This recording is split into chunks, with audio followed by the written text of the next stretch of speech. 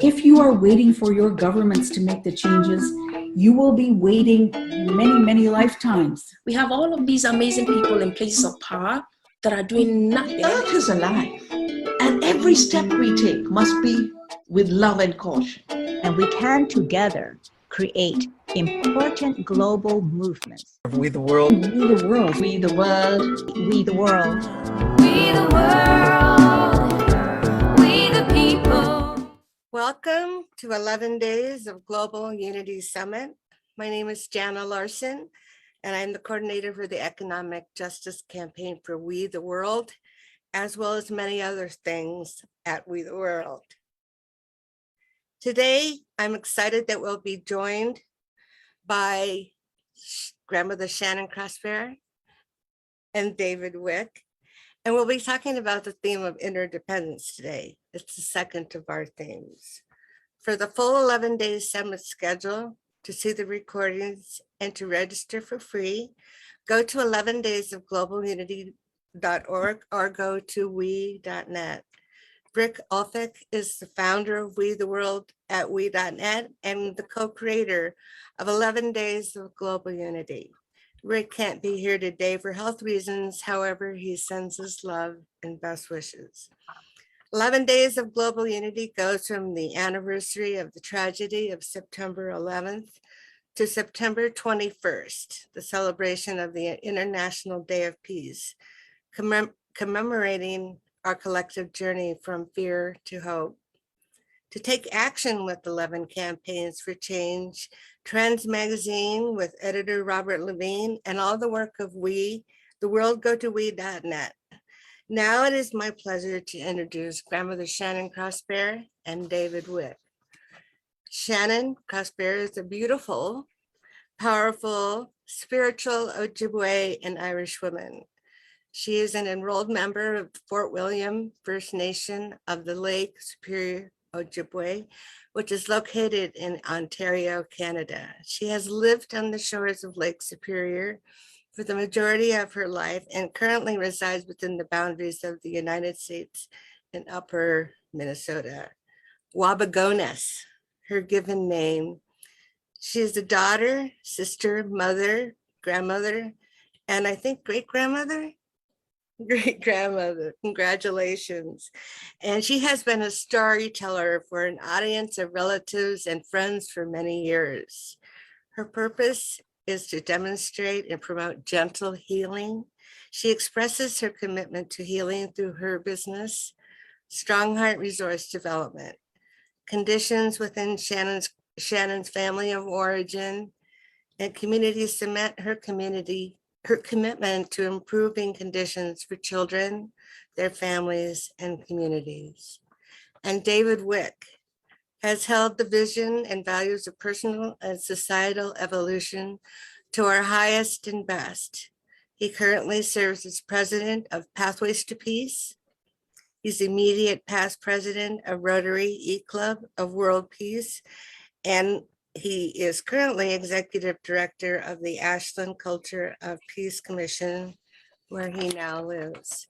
He has also been very involved in executive and management training and organizational development consulting experience with major corporations.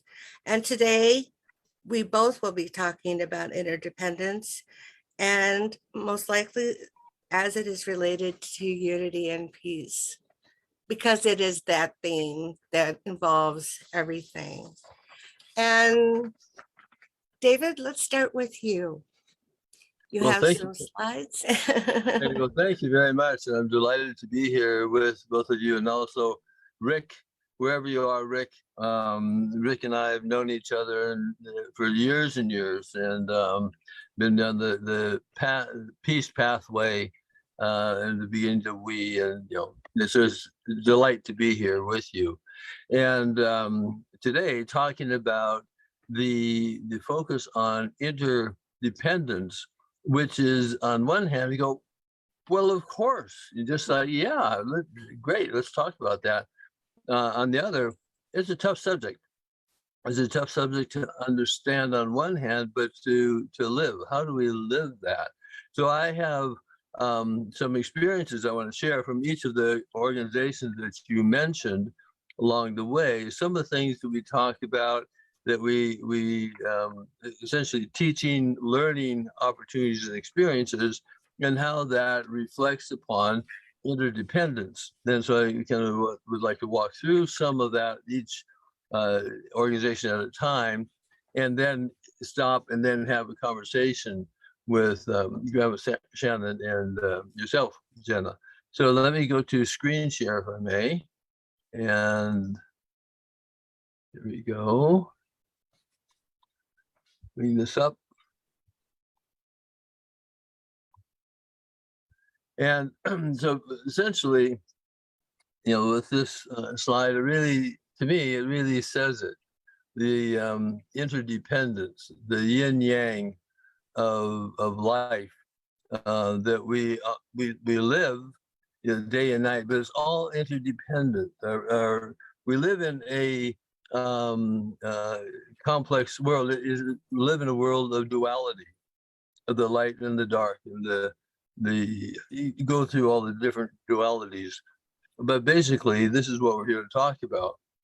And this is one, there are many, I'd say, different levels and different ways of understanding interdependence. And you're talking about, going to the grocery store and buying what we can buy.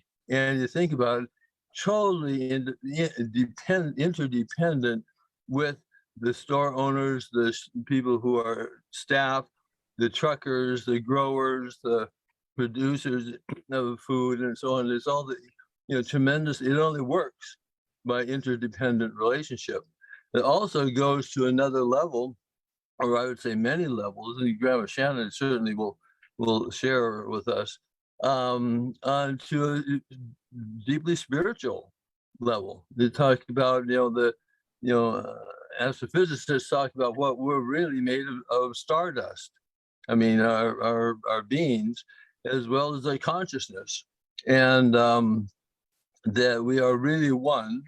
And what we do on these more subtle energetic levels affects each other.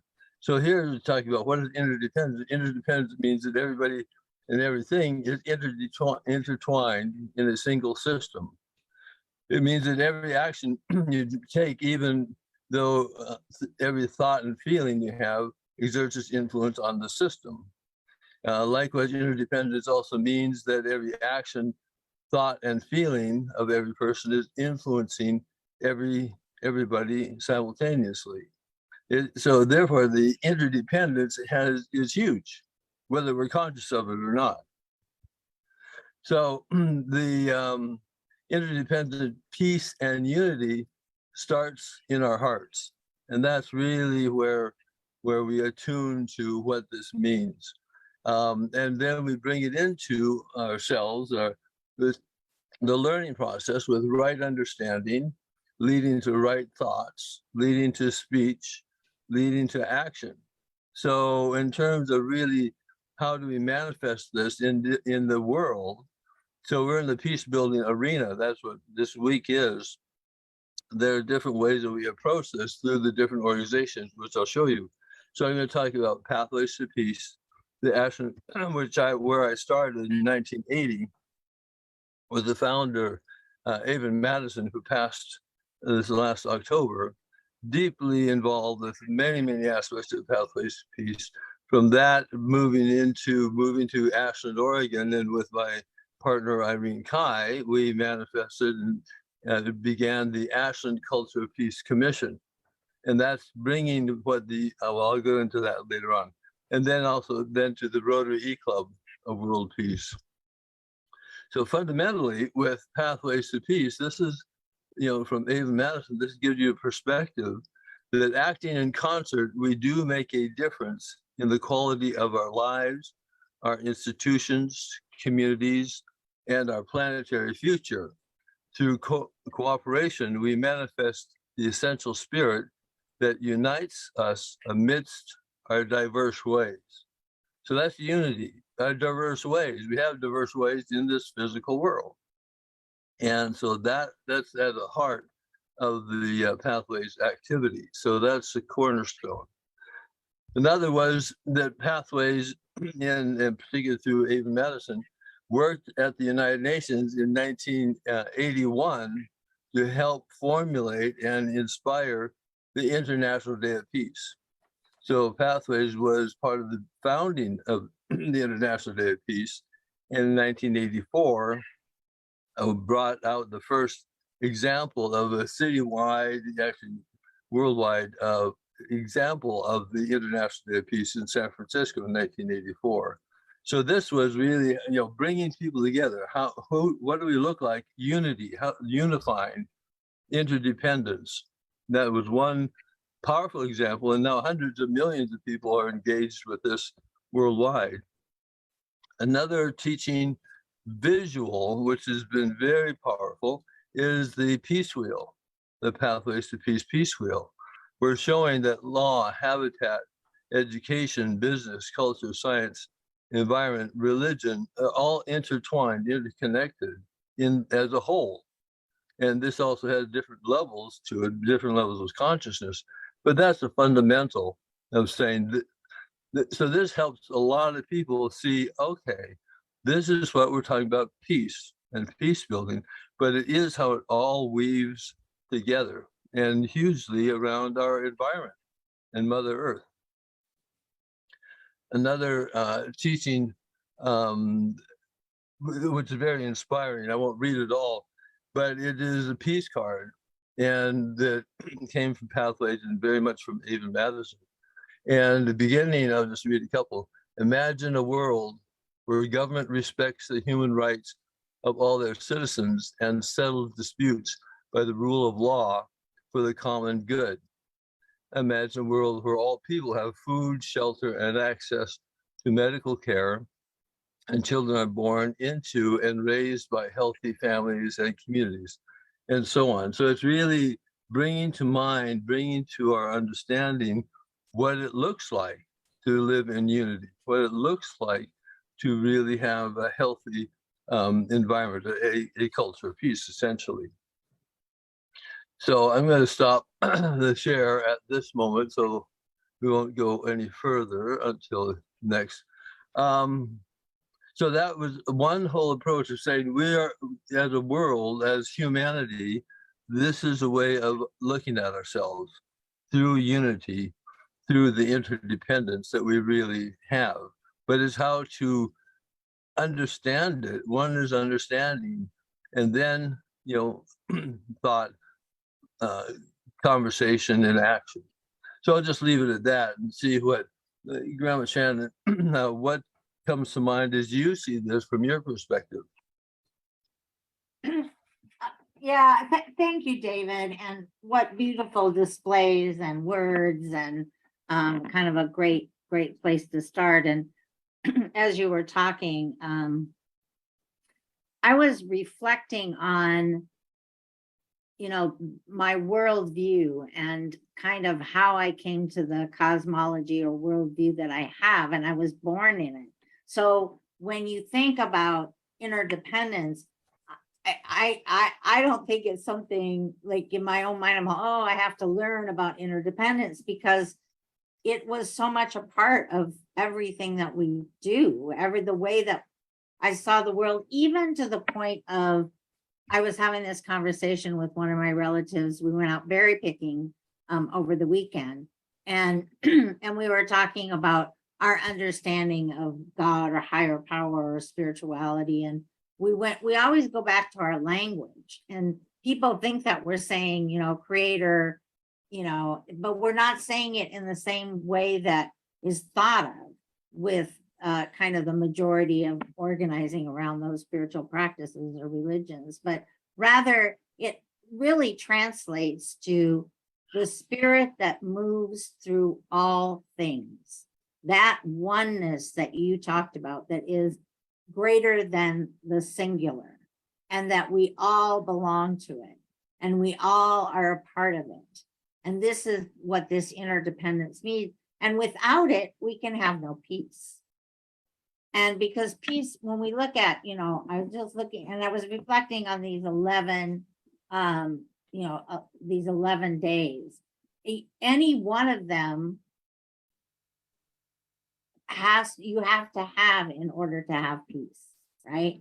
So what does it mean to be in peace? And how, and just what you said, okay, that's all good and well, but what's the practical day-to-day kind of activities? And I was also reflecting on, I'm into the blueberries now because I was out picking blueberries, and I was looking at my grandchildren, and it was just such a delight to see at one point where there were pictures that were being shown, and little Eleanor and Lainey were completely blue. They were blueberries themselves. They had blueberries all over their face. Their hands were blue. They were stained blue, and their hair was wild. And you could just see almost the juices of the blueberries coming out of them, right? Wow. And they Out had of every pore. right. And they had spent, the day kind of in blueberry picking and eating, and so wild blueberries. And so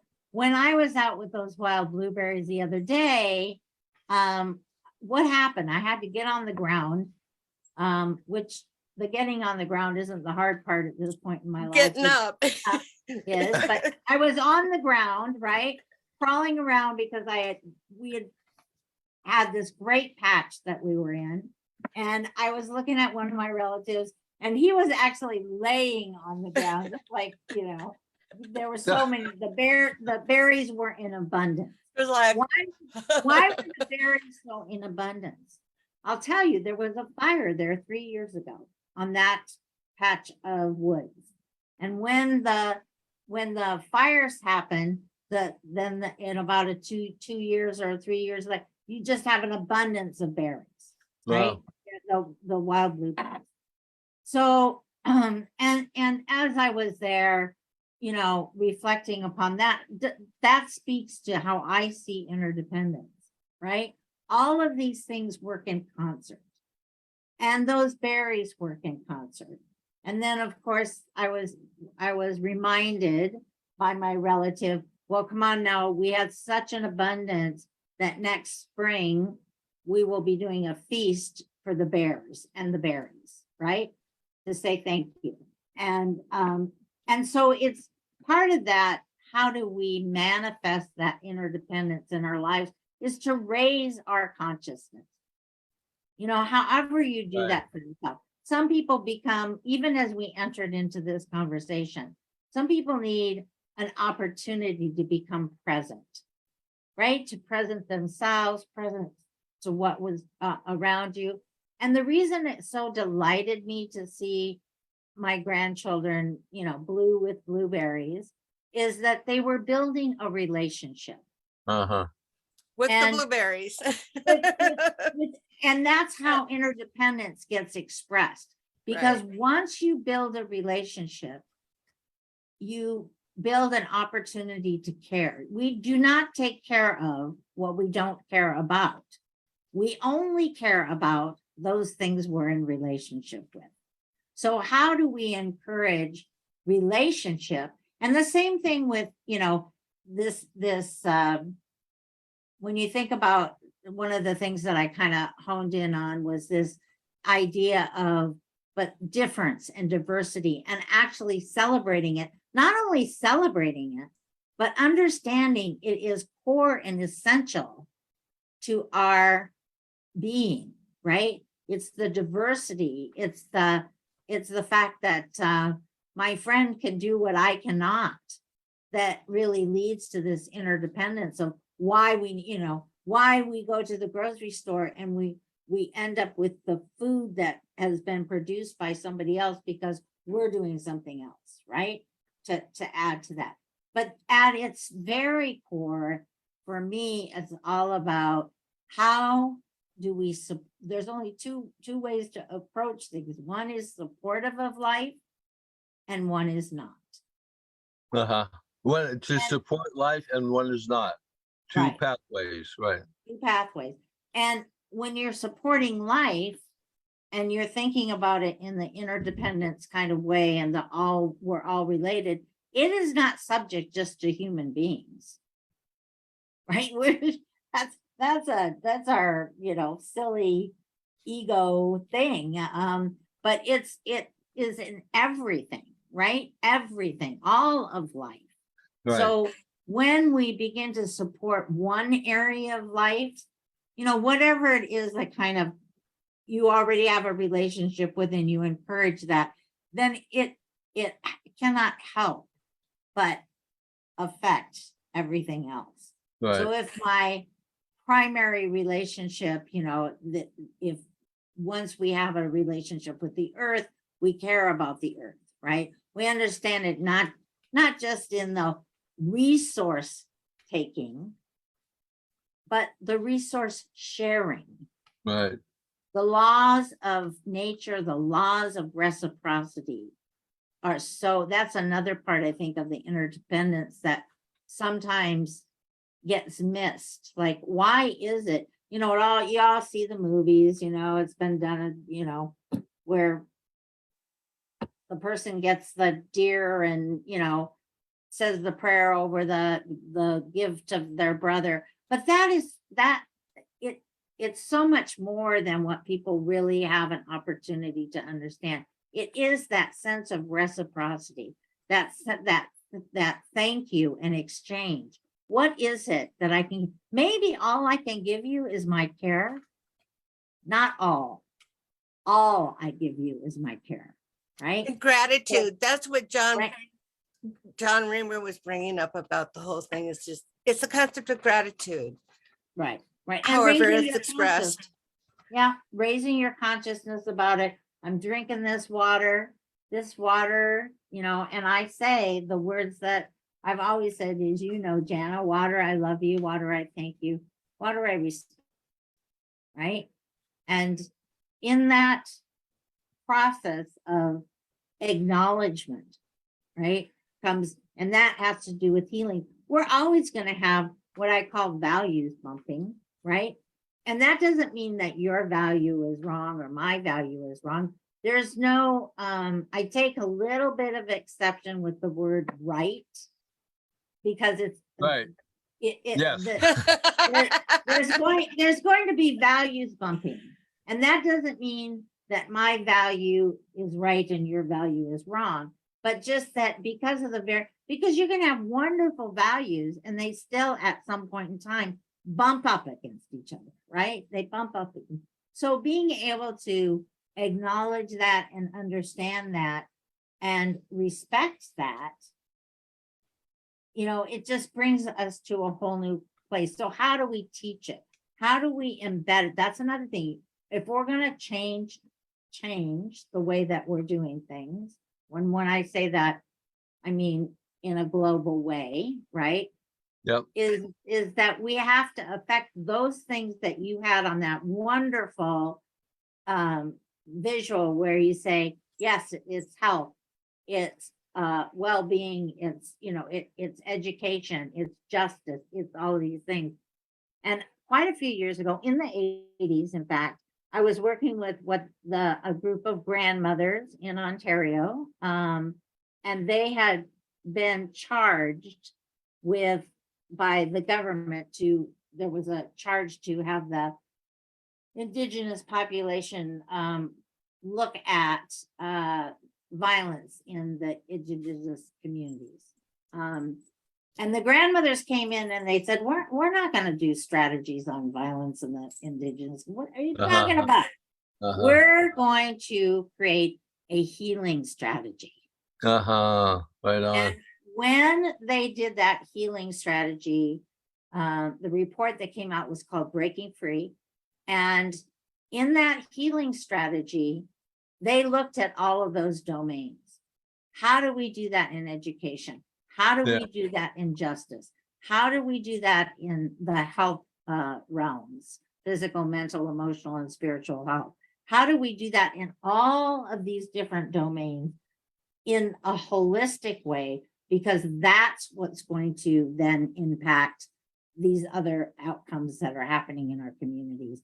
And I see that we're along that path, right? Reclamation of language, how we talk about things affects, because the very first first process to make something concrete has to do with giving it breath. Right? That's why the stories are so important. When we give it breath, we have now taken from thought to out into the universe, right? And it's only a short leap to manifestation. Right. So that's why it's so important that we use our words in a good way and, you know, all of those kinds of things, because that's what's going to be the first step in manifesting that. So, so all of Sound that, and symbols, sound Yeah. and symbols. yeah. So all of that was a lot, but thanks for listening and giving me a chance to articulate. Oh yeah. Well, what you say is absolutely beautiful, and so right on. And I think what I really responded to and heard is the interdependence is experienced by relationship. Because, and I was talking with somebody recently, and just saying the key to so much, not everything, but to so much is relationship. And so when you get into, so that's one of the big deals, is how to help develop or help inspire or help shepherd experiences for a relationship. Because once you have relationship, then there's valuing.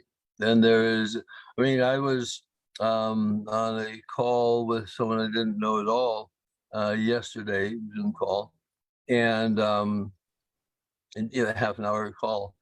And at the end of it, I felt really, connected with this person, and we were in a relationship. It's just like, so everything changes within that. But I think also in your experience growing up with I would say, you tell me, the greater consciousness that you live in interdependence.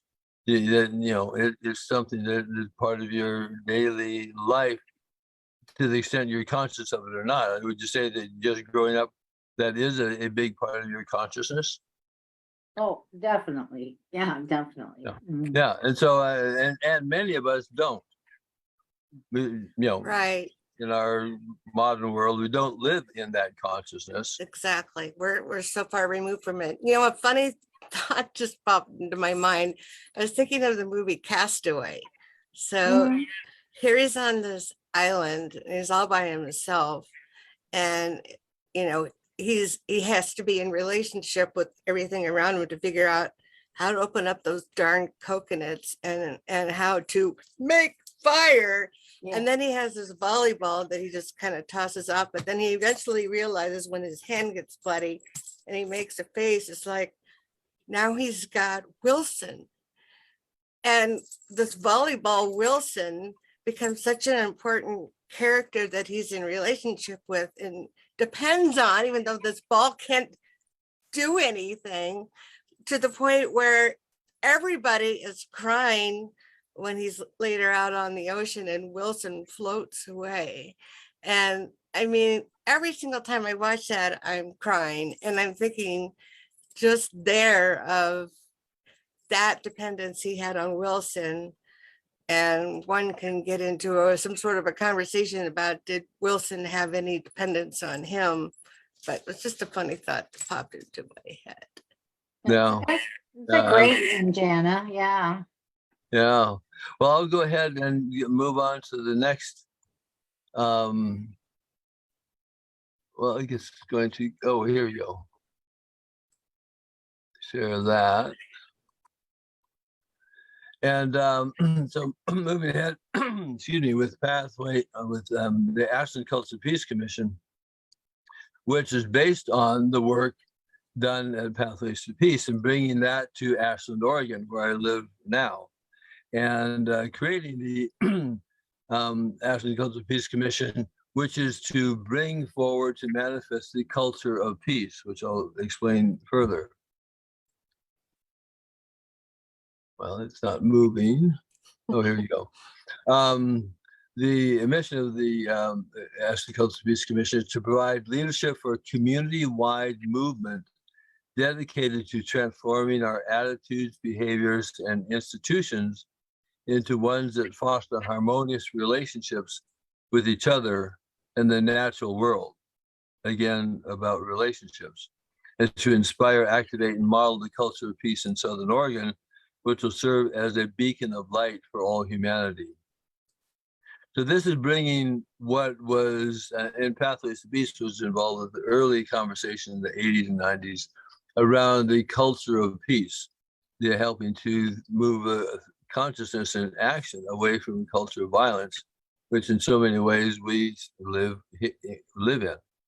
Ambassador Chaudhry has been the real champion of the culture of peace, and in so many ways, as we've worked very closely with Ambassador Chaudhry in the Declaration and Program of Action of the Culture of Peace, which is a resolution in 1999 at the United Nations. Many people see that as really a foundation piece of the United Nations, one of its top goals. So this is the booklet that he created, Declaration and Program of Action on Culture of Peace, which is about, at core, there's an overall concept of the culture of peace, but at core, there are also 8 action areas that are encouraged, with the nation states, with the communities, with individuals.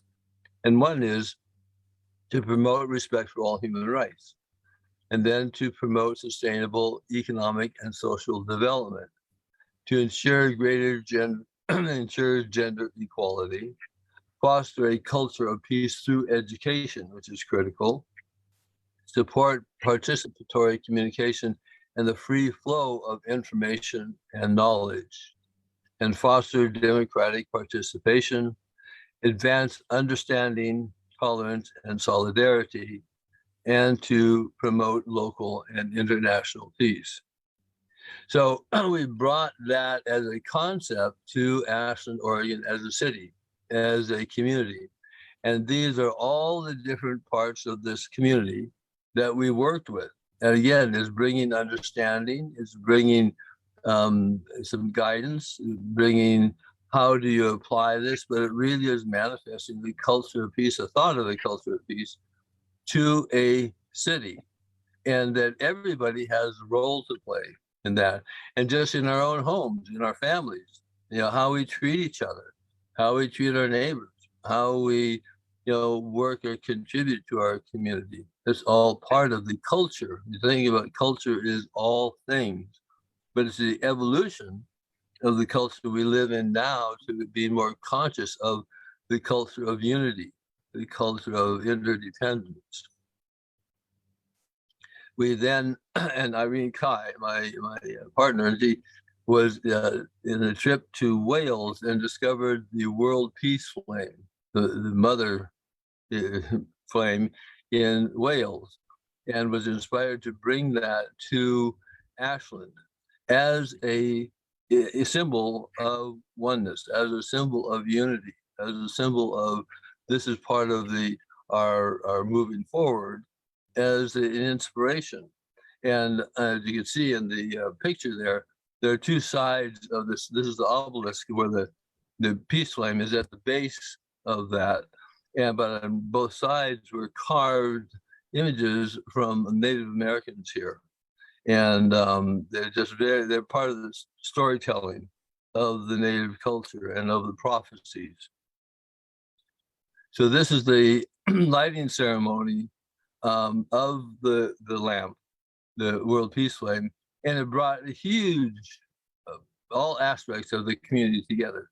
So again, this is a symbol that was inspiring, bringing people together again in unity. And there's a whole big story behind this. And the across the street, that's the lamp, the oil lamp. And across the street is the Ashland Middle School, and the class, we worked with the class, and the students became the flame keepers. And that every Friday, they would refuel the lamp, keep it clean, take care of it, and they became the flame keepers. And it has a huge impact on students and their thinking and how they saw themselves, and they were inspired by saying, my gosh, we can contribute to world peace, and also seeing how they live and function in their own families. And so this also goes to the very core of the United Nations with UNESCO. This is a culture of peace. The UNESCO preamble tells us that since wars begin in the minds of men, it is in the minds of men that the defenses of peace must be constructed. In keeping this with this mission, UNESCO began the Culture of Peace program, and it saw the potential of the program to become a global movement, which it has. The Declaration of Culture of Peace was eventually adopted by the General Assembly in 1999. But again, the core of it's in our minds, it's in how we think, that our actions come from that. So I will leave that at this point. And so this was, again, manifesting on the community level, the concept of culture of peace, and working with all the different departments, and working with the police department and the chief, who we had very early on, the commissioners. So this is a citizens commission.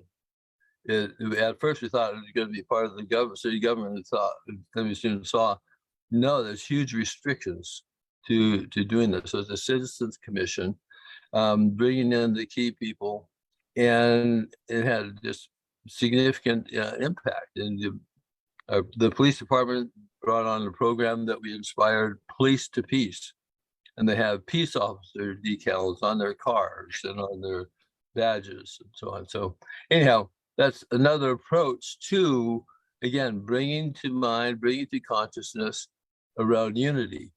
And yeah, so that's what we're doing. I mean, so many NGOs, nonprofit organizations, look at what we does in so many ways. The different program. Look at what we're doing for the 11 days. Is raising awareness, inspiration. So I'll leave it at that, and just thoughts from Grandma Shannon and Jenna. Thank you, David. Shannon, what are your thoughts? Well, yeah, I was, again, it's the way my mind works, but I was thinking about what you were saying. I kind of honed in on the police, because we've had such an experience the last few years of raising people's awareness about how that hasn't been, our current systems have not been helpful. And so I was thinking about something somebody said to me the other day about, again, it goes back to that language, that even calling them peacekeepers is a difference, but we're not in peace, so they can't be peacekeepers quite yet. So then I was thinking, what if we started to refer to them as peace promoters, right? Because we're still working on that. And it got me to thinking about things like the Great Peace. Like we've done a lot of work in our indigenous communities around peace, like prior to our colonization, and kind of looking back at knowing that we're going forward, but looking back to say, what can we take the best of what we knew, and how we were able at times, not always, constantly, we had our own, conflicts, but how were we approaching the peace? And that's the way it was referred to, even in the language. It was called the peace. The peace. And the keeping of the peace. And what did that entail, right? And what things were core and necessary in order to promote, and then to be in the peace, right? So not that I have any answers, but my reaction to that, is yes. And the more we know, the more we can employ that, right? To really think about it. but also, yes, in our families, I just was on in a conversation earlier today with some Native youth who were involved with justice systems, right?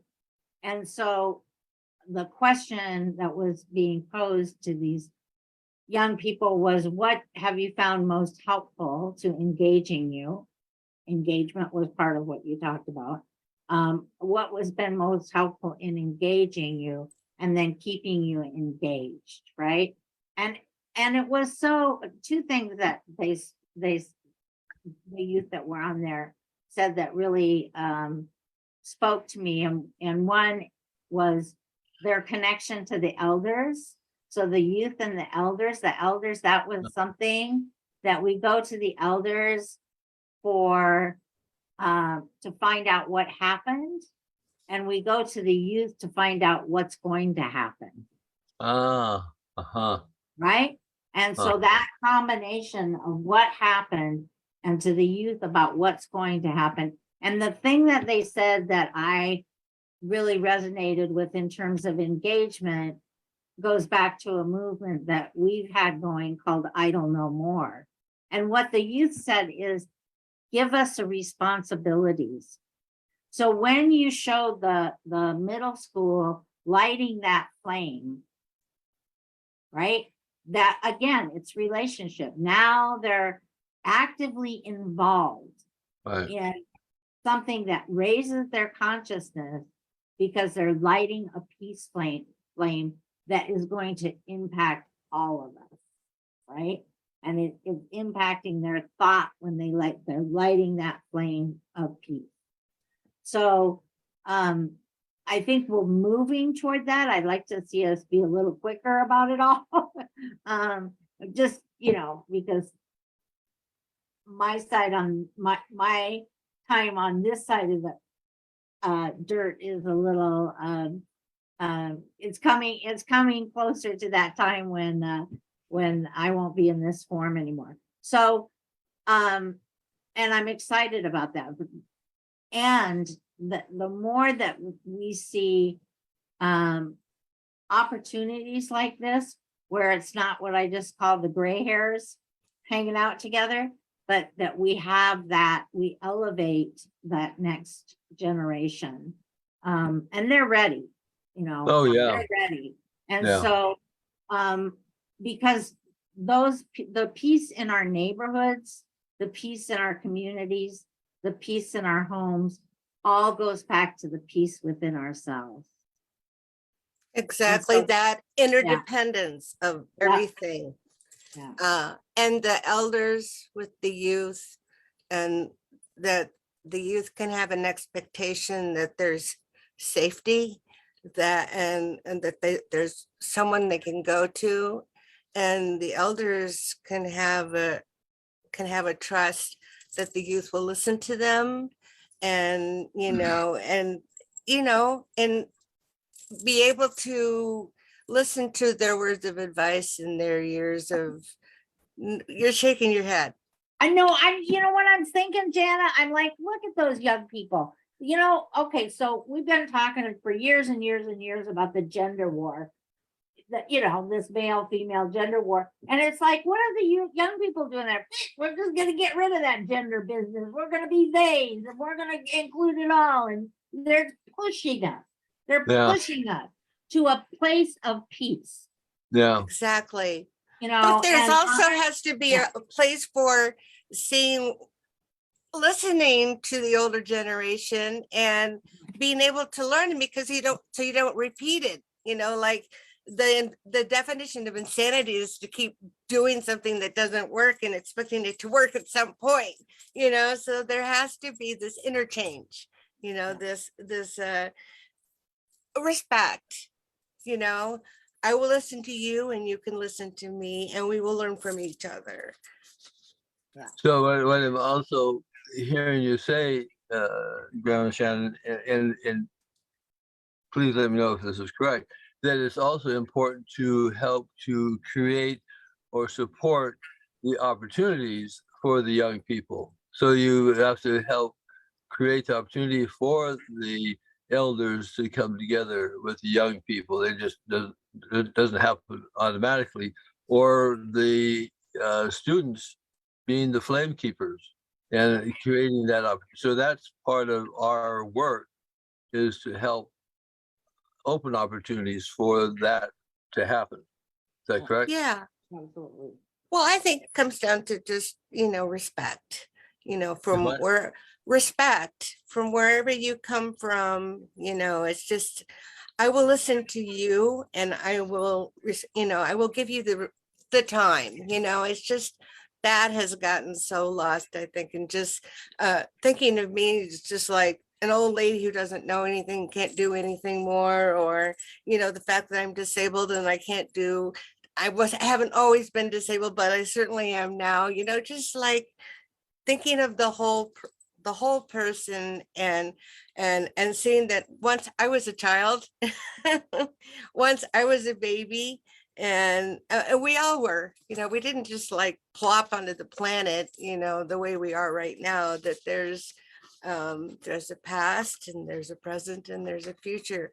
Something that I've been thinking about as I've been listening to my fascination with the royals and paying attention to what's going on with everything with Queen Elizabeth death, and the idea, the concept of monarchy, and as I've always known her to be on the throne. She was on the throne before I was born, and then now there's this King Charles, and there's all this, there's the fascination with monarchy and the life of the royals, but there's also a like, I don't know if we need this so much in our lives anymore, and how that whole thing is going to continue. And so the people in the monarchy, the royals, they need the people to keep them there, and the people who like the monarchy need the monarchy to keep going.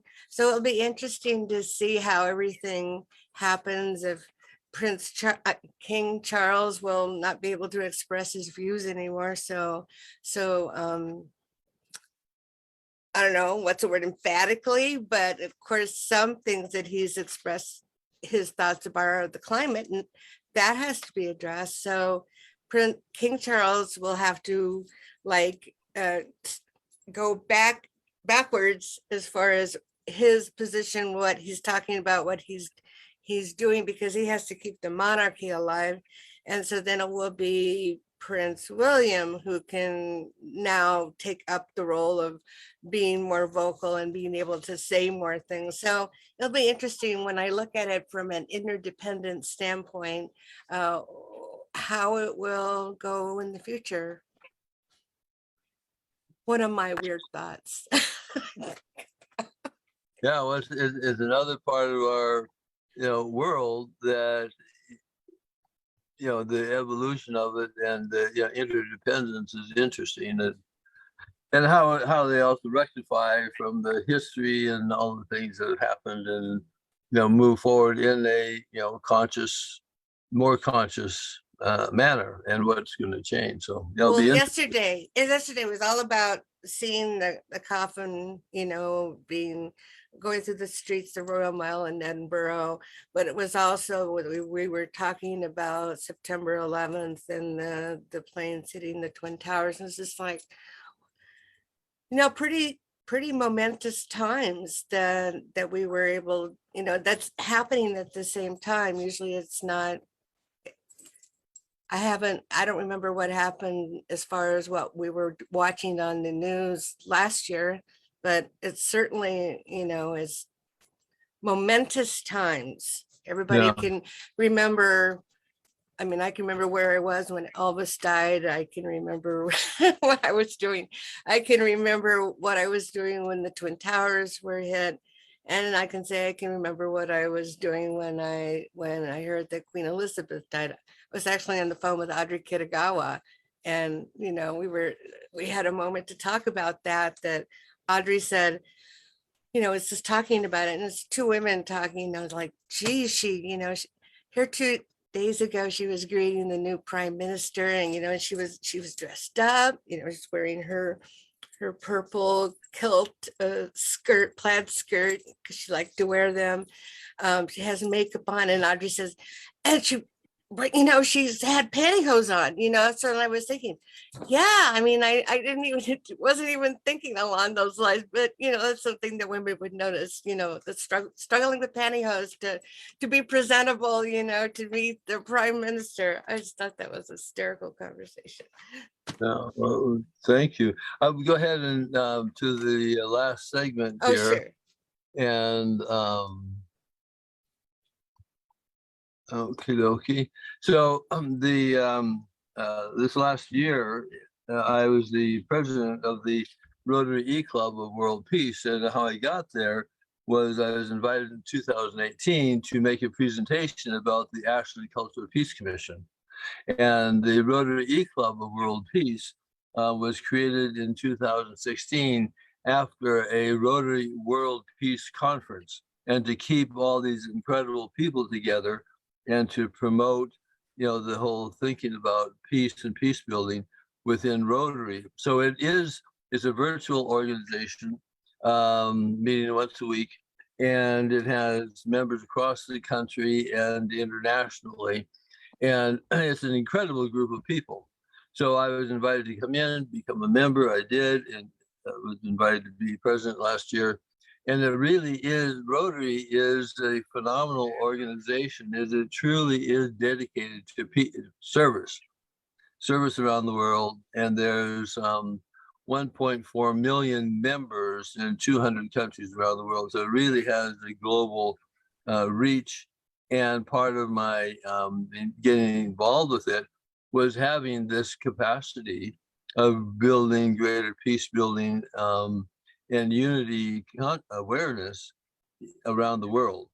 So a couple of things about this is the mission that they have is together we see a world where people unite and take action to create lasting change across the globe, in our communities and in ourselves.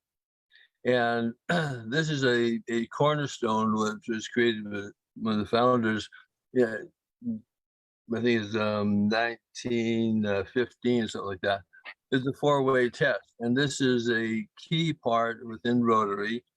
And which is, all many clubs say it every time they meet, but it's really a fundamental one is the four-way test of the things we think, say, or do. Is it the truth? Is it fair to all concerned? Will it build goodwill and better relationships? And let's see, oops. And will it be beneficial for all concerned? And so this is a core part of, so if people live this, so that's the challenge. It's a great ideal, but it's living it, is having it being a practice. And so that's one of the things I want to come back around to is the practice of being conscious, whatever our practices are. And where, like Grandma Shannon was talking about, that's a way of being in her experience and more in the indigenous communities. But also there's the practice of meditation. Meditation brings us to a greater awareness of being attuned to the universe and being attuned to Mother Nature. Practicing, living up to the four-way test is a practice. It's being conscious. It doesn't always happen. It doesn't always happen easily. So that's one important part. Then these are the various areas of focus. The Rotary has service in many, many different ways, but these are some of the key areas that they have. There are interdependent around environment, peace building, conflict prevention, disease and prevention and treatment, water and hygiene, maternal health, education, economic development, etc. So these are areas that it really emphasizes, and there's funds. It has funds through their foundation to support activities and support projects worldwide. And basically, it's about when everyone engages in personal practices of fostering well-being for all, this can help lead to world peace and unity. Again, as part of the interdependence. So it's really, and there's many things that the Rotary at large does, which is very positive. And Rotary was on the leading edge of the polio eradication, almost complete polio eradication around the world for years. There's been some showing up again, but it's done a major commitment with millions of dollars and so on. So given that, there's also, what I would say, a universal that is the golden rule. And the golden rule is do unto others as you would have them do unto you. That's been with us for how long? Thousands of years.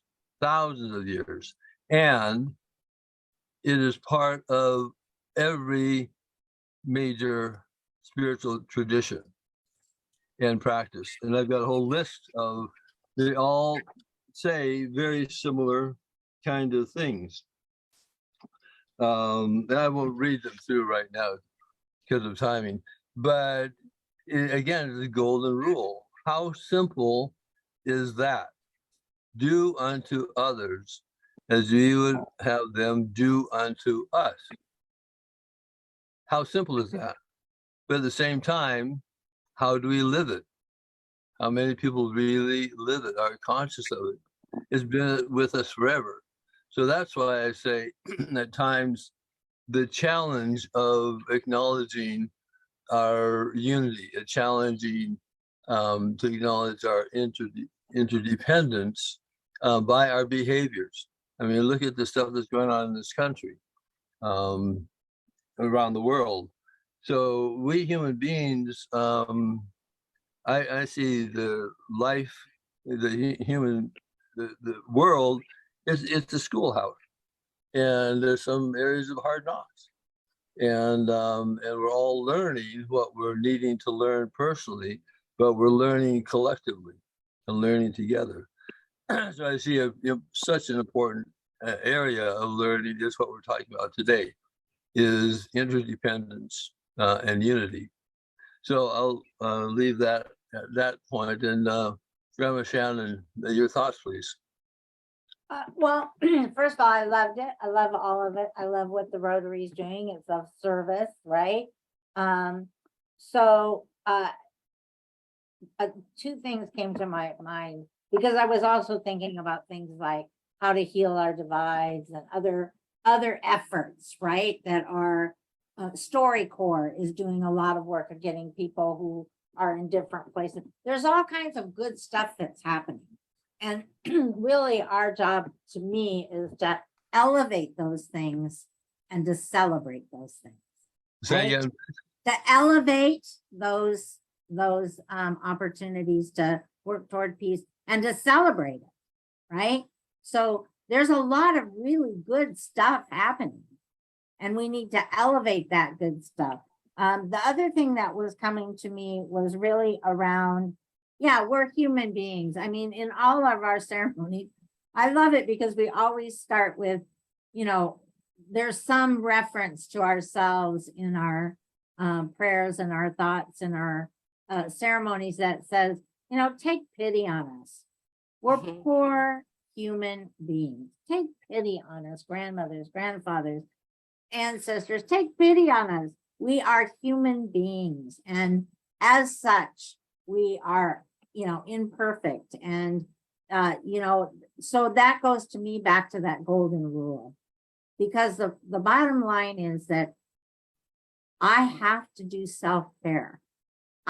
In order to love you, I have to love myself. And that's a piece we miss. When we say do unto others as that you would have them do unto you, do unto others as you would do to yourself.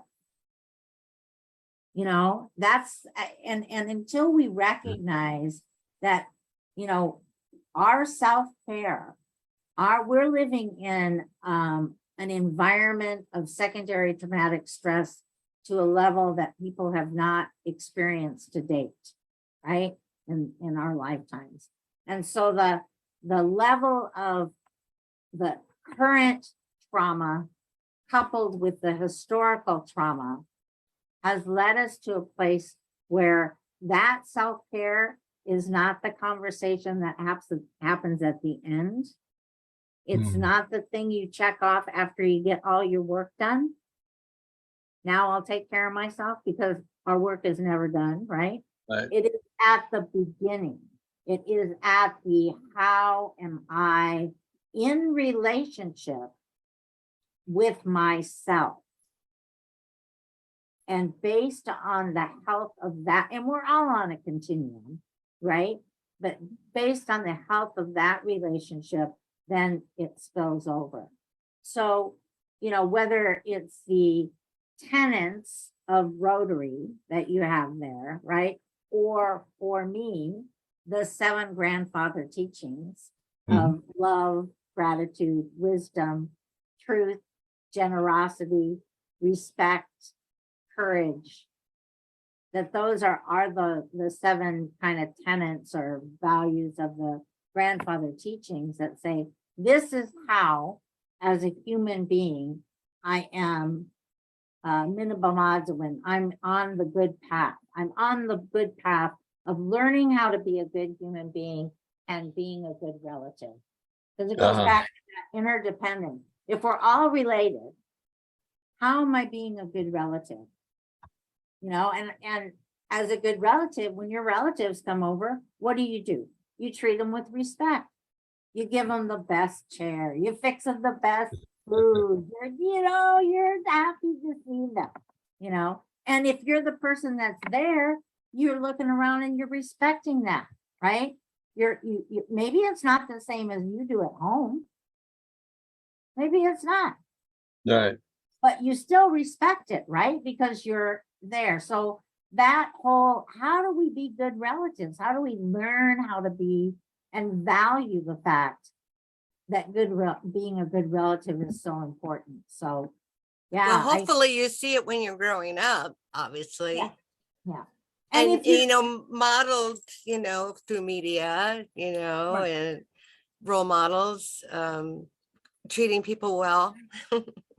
Yeah, and if you don't see it in your own, let's say, I think the idea of nuclear units are in the wind, but if you don't see it there, where else are we? That's why it's so important that when we do see it, we can elevate it for people, right? And then celebrate it so that they are exposed, even if it's not in a nuclear family of origin kind of way. When it's done well, those are probably a lot by the unsung heroes, right? Mm-hmm. Yeah. Well, I think that, there's another wonderful way to perhaps conclude our time together, is that you're absolutely right on in terms of how do we be good relatives? Because the reality is we are. And how do we treat each other with the respect, lifting up and celebrating? So I think that's great. Well, this has been a really wonderful conversation, I think. Did you get to say everything you wanted to say, both of you, my experts? Well, Well, I feel Jenna, I complete. appreciate you holding the space for us, and Angel as well. Thank you for the opportunity. Thank you for those that are listening now and for those that may listen in the future. Just thank you. I'm a poor, pitiful human being trying to be a better relative every day. So, thank you. And I certainly have big shoes to fill with Rick having led the way for so many years. It's a little nerve-wracking, but I'm just doing the best I can. Doing great. You're doing wonderfully. Thank you. Thank you for this opportunity and the space, as Shannon says. It's been great to be together, and share as this moves out to wherever it will go. Well, we have great models here with you, David, and grandmother Shannon Crossbear. Thank you for being a part of 11 Days of Global Unity 2022. You who have been on, you today, and those that are coming for our next several days. This is what we always do. It's all about we. Let's go Oh, we- from, all about we. We go from a me society to a we society. Great. So go to we.net to get more information. Thank you. Thank you. Stay safe, stay well. Bye-bye. In peace. Thank We you. the world.